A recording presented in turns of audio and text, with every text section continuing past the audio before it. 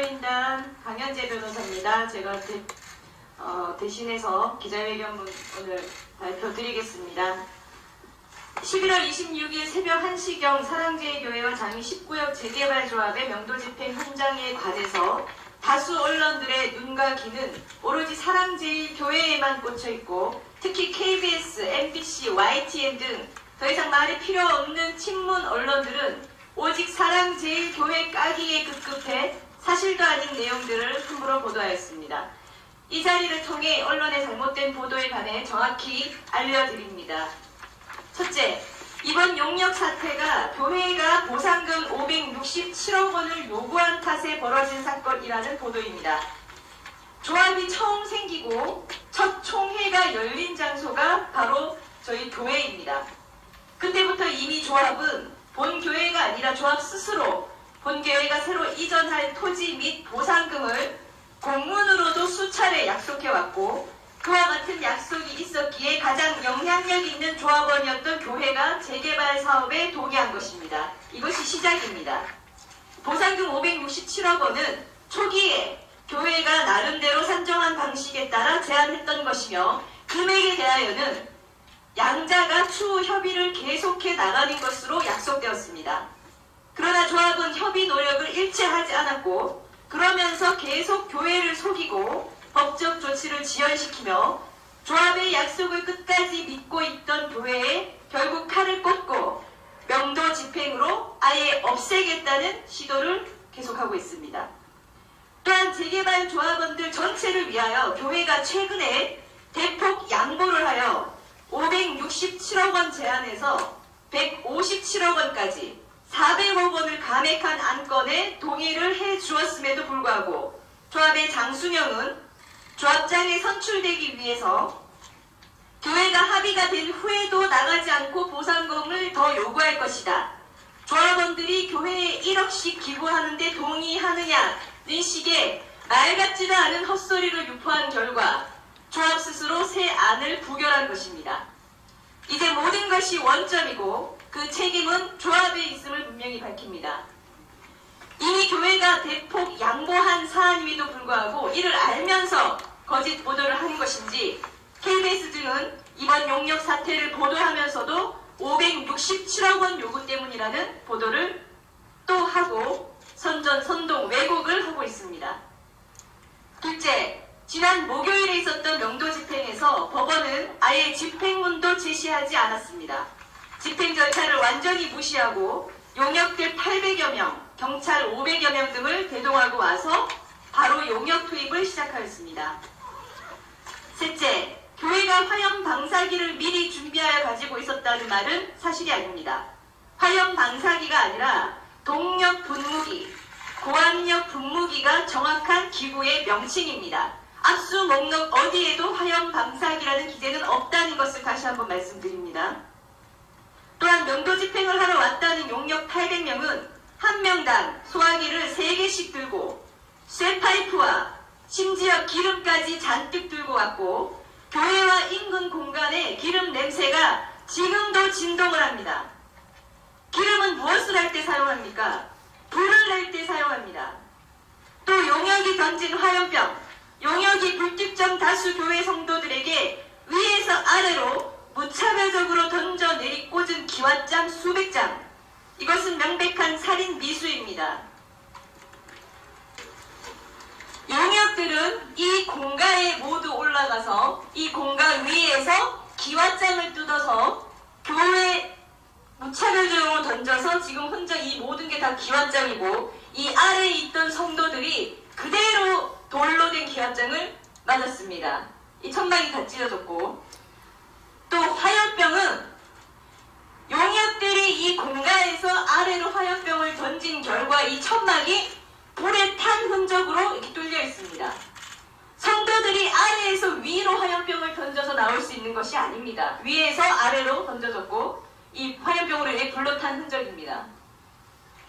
또 사전에 누군가로부터 철저히 지시받고 고의로 계획되고 준비된 것임을 증명합니다.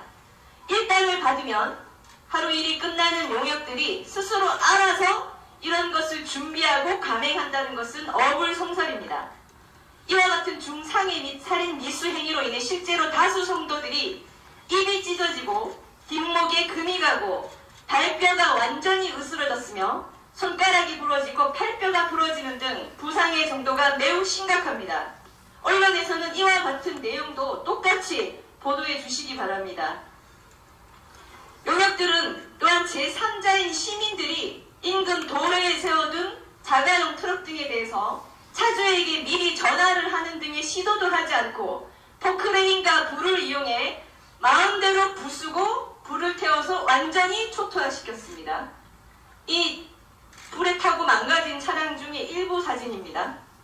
이 차들의 차주는 보험사에서 먼저 보상을 받고 보험사가 이 차를 부순 자들을 색출하기 위해 경찰에 신고하고 직접 구상권을 행사하여 피해 배상을 받아낼 예정이라고 합니다.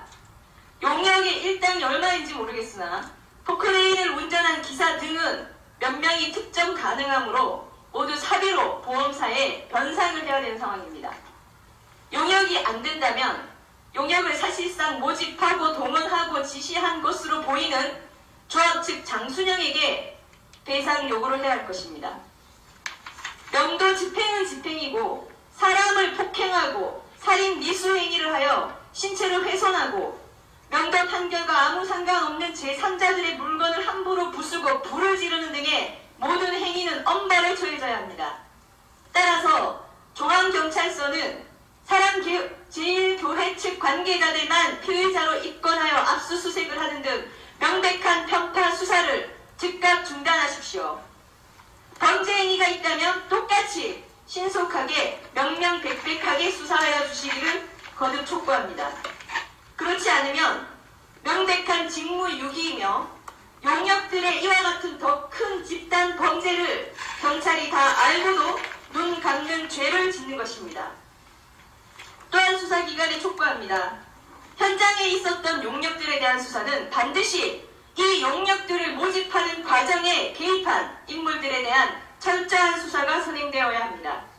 일당 몇만 원 받는 용역들이 못하나 자기들끼리 알아서 쇠파이프와 기름통을 준비하여 오겠으며 몇만 원 받고 와서는 사람을 죽일 수도 있는 짓을 할 이유가 없는 것입니다. 교회 도로에 세워진 차들이 누구 것인 줄도 모르고 함부로 부수는 등의 짓들을 용역이 스스로 할 수는 없는 것입니다. 일각에서는 조합의 누군가가 교회 사람들 한두 명은 죽여도 좋다는 말까지 했다는 제보가 공공연히 돌고 있습니다.